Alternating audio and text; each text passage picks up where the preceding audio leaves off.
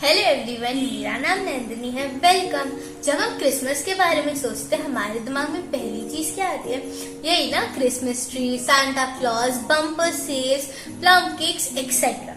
पर क्या हम क्रिसमस का रियल मीनिंग जानते हैं? आइए समझते हैं। मैं पहले आपको एक छोटी सी स्टोरी बताऊंगी। एक पर्शिया का किंग था। वो बहुत काइंड, सेविंग था एंड वो सबको बहुत पसंद था।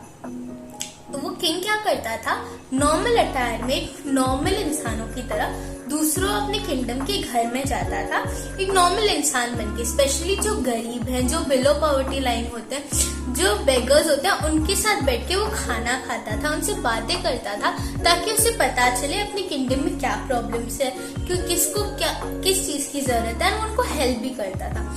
एक दिन ऐसे ही वो एक गरीब इंसान के घर पे गया। वो वहां पे उसके साथ बैठा, उसके साथ उसने खाना खाया, उससे बातचीत की। एंड जब वो लास्ट में जा रहा था, उसने उसको बताया कि मैं राजा हूँ, मैं ऐसे ऐसे करता हूँ, मैं ऐसे आया। वो जो गरीब इंसान था वो इतना खुश हो गया, इतना रिजॉइस किया उसने।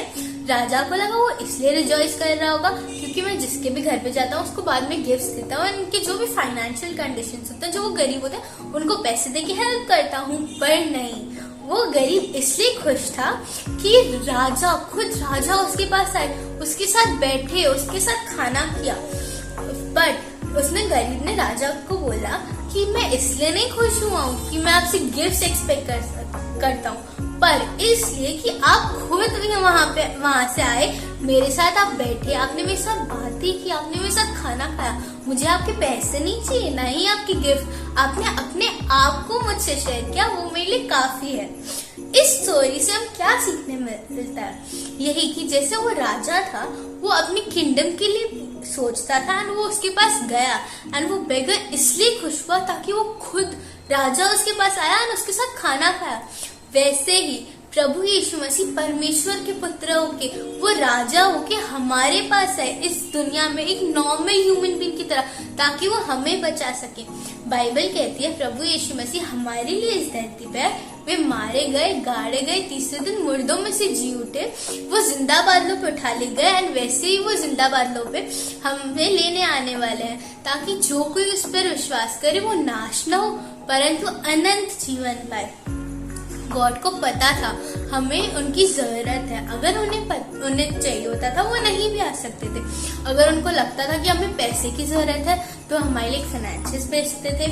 अगर उन्हें लगता था कि हमें एंटरटेनमेंट की जरूरत है वो हमारे लिए एंटरटेनर भेजते थे। अगर उन्हें लगता था हमें टेक्नोलॉजी की जरूरत है वो हमारे पास साइंटिस्ट भेजते थे। बट नहीं, उन्हें पता था हमें उनकी जरूरत है, एक सेवियर की, जो हमें पापों से छुड़ाए, हमें पापों की माफी दे।